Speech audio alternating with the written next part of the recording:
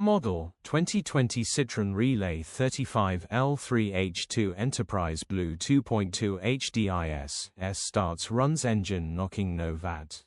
Body white panel van. Mileage 139817. MOT the 28th of June 2025. Engine 2179 cc/dw12 BLUEHDI 140. Transmission 6-speed manual, front-wheel drive. Mechanical summary: takes a few more cranks to start than average, runs with a knock. Bottom end bearings are knocking. This engine will need rebuilding or replacing. Definitely worth doing. Nice straight clean van, grin. Condition summary: bodywork is very clean and presentable. Interior is very clean and has plenty life left in it. Rear load area is very clean and tidy with loads of life left in it. Genuine honest work van which has been well looked after.